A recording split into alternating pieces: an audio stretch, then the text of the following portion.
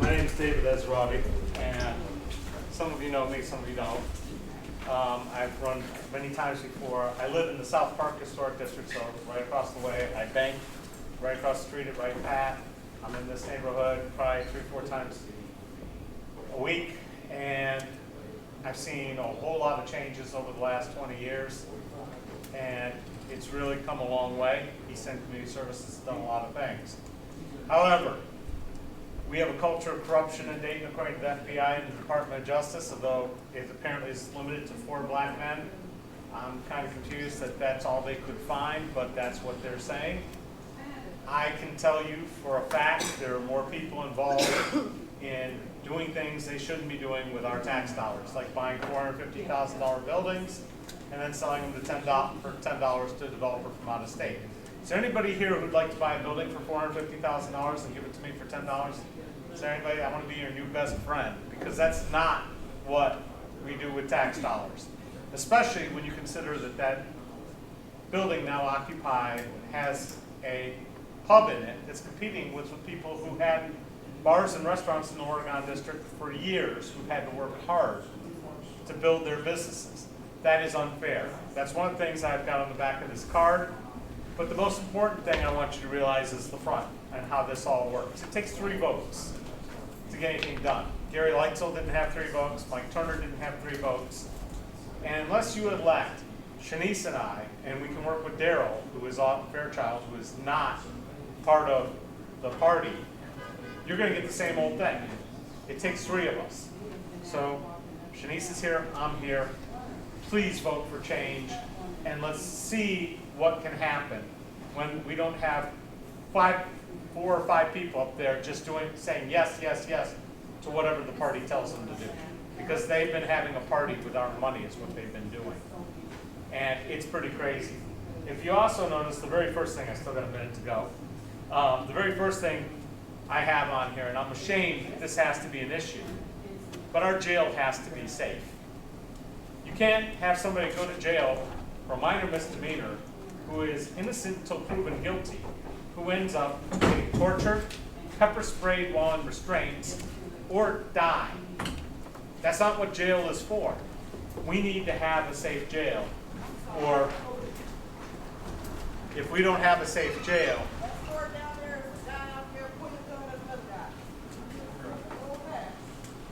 great, never a dull moment in Twin Towers.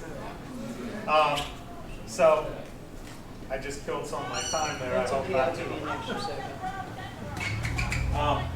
But our jail, and it's not fair that our jail is the largest mental health care facility in the county.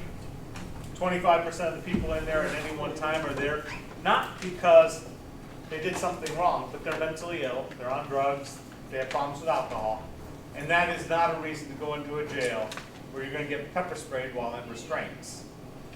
So those are 2 of my big issues. One other one is the rise of the private police forces. When I first got to Dayton, we had a sworn force of over 500. We have a sworn force of somewhere in the 300s now. But in the meantime, you know what's grown? Private police forces. We've got them at UD. We've got them at Miami Valley Hospital. We've got them at Grandview. We've got them all over town, and those people don't report to anybody. And they have the right to shoot you, arrest you, they can kill you, and they don't report to anybody. And after Samuel DeBose got shot by a University of Cincinnati police officer a couple years ago on a traffic stop, that should have been the end of it. It's time to require that if you have somebody that says police, they work for somebody and report to somebody that you elect, and have to be a part of the system and have to be accredited and all the rest of it. This stuff has to stop. Please take a look at this, and if you have any questions, I'll be around after. I've got a ton of information on my website and videos of all the meetings and all the candidates' nights, and I'd be happy to answer questions, but... Ms. Leslie, can you permit me 30 seconds to ask you my question? After Sharice has her opportunity. Shanice, you're up. All right, thank you. Hopefully nobody will get shot while we're in the meeting. Good evening, everyone. My name is Shenise Turner-Sloss. I'm a pastor, and these are I love giving these out. These are refrigerator magnets. So just a little token to remind you to come out and vote. But again, my name is Shenise Turner-Sloss. I'm a candidate for Dayton City Commission. I will tell you I am old enough to run for office. Some people question, like, are you even old enough to run? I used to work for the city of Dayton. I'm working for the city's Planning and Community Development Department. And so in that capacity, I manage the city's federal and state funds. I worked with Leslie. That's how I actually met Leslie. And I was a community service advisor for some time with the Northwest Party Board, and I also frequent another of the other party boards. But I'll tell you this, that's the reason why they don't want me to run, because I know the inner workings of government. How many of you really feel like your government, your local government, is really working for you? That's what we need to change. We're asking people to be intentional this election cycle and to really vet the candidates and treat it as such. It is a job, whether it's part-time or full-time. We need to start looking at candidates as if, how are they going to best serve my interests? As you heard from David, we're giving developers money and opportunity hand over fist, but we're not reciprocating those same opportunities to the residents in this community who are in fact voting for them every 4 years.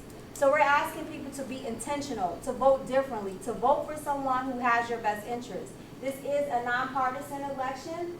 Again, David's been an advocate in the community for quite some time. I'm a former City of Dayton employee. I live in Southern Dayton View. And we really got to make some changes in the City of Dayton. And again, it calls for people to be intentional. So 3 things that I want people to know as your next City of Dayton Commissioner, what I'm committed to doing. We got to have clear processes. We have to understand when decisions are being made, how those decisions are in fact affecting each and every one of us and our quality of life. The second thing is we need accountability. Accountability and accessibility. It says that as your next City of Dayton Commissioner, I in fact will be accountable for you and each and every one of the residents in our neighborhoods. Regardless if it's East Dayton or West Dayton, all neighborhoods matter, and all of our neighborhoods, they are more than deserving of the same amount of attention that we are receiving downtown. We have to have a balance. We know that our core is important. I am not by no means disputing that. But again, I need to see the same amount of energy, the same amount of investment, the same amount of forward thinking in all 65 of our neighborhoods. And we know that all neighborhoods are different, right? Twin Towers is completely different from Residence Park. Residence Park is completely different from South Park. But how do we go in and have conversations with the people that live in these communities to identify what their needs are and how do we best serve the residents? Thank you.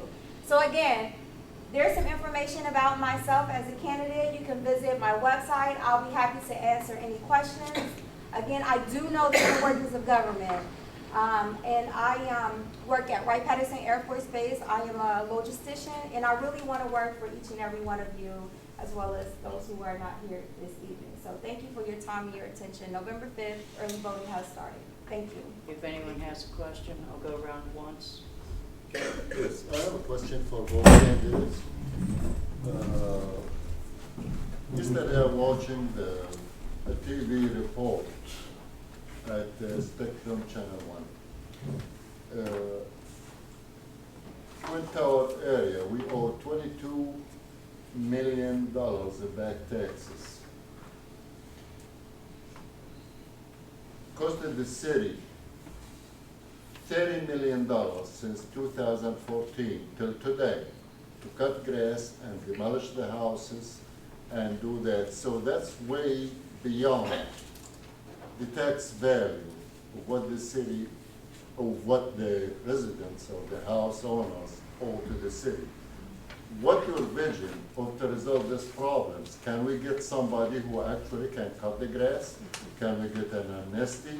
Can we get somebody there to live in this house where the city and our tax dollars is not gonna pay $500 for a $25 cut grass, whereas the city is not gonna charge the property.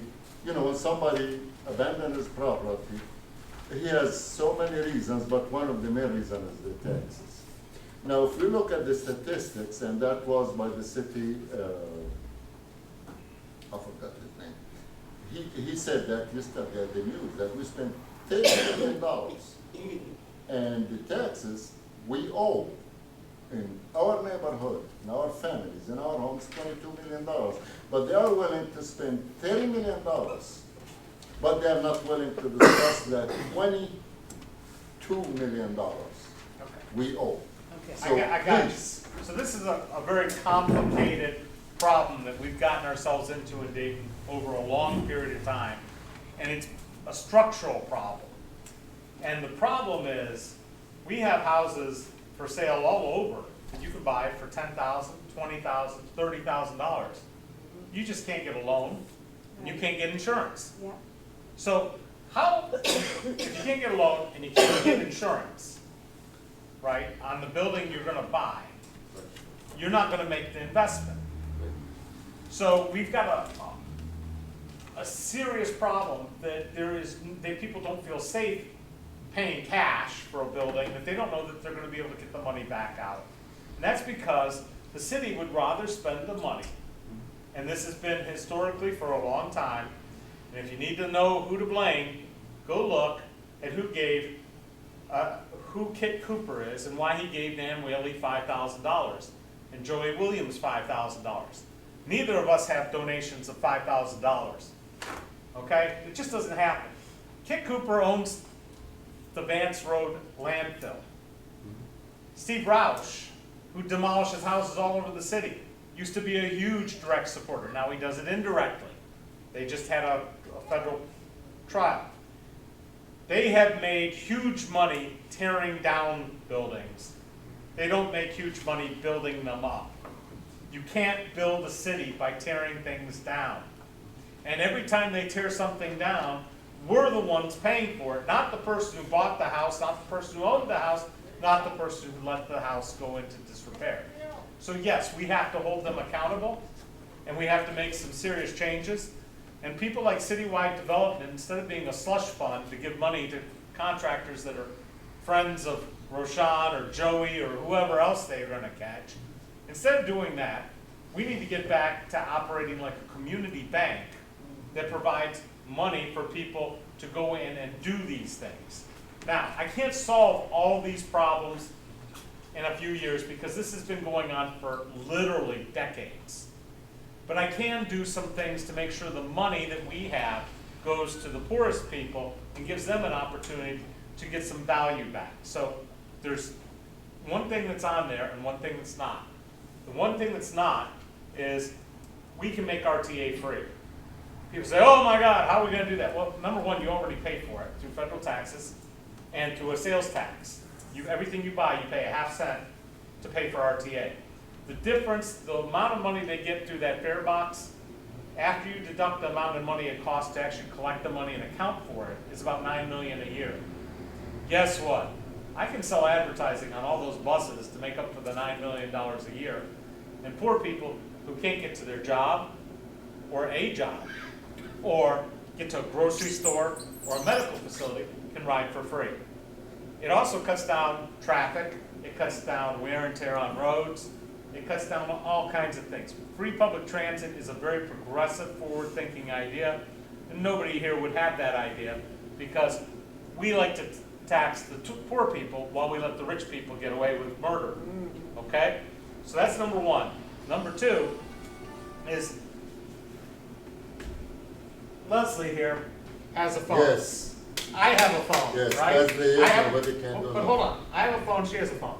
If I get a nicer phone, should she be charged more taxes for her phone? Yeah. Yeah, if I get a nicer phone, Yes, I'm she her should. next door neighbor, she should pay more Yes, She she should. shouldn't have to pay more taxes. Yes, she should.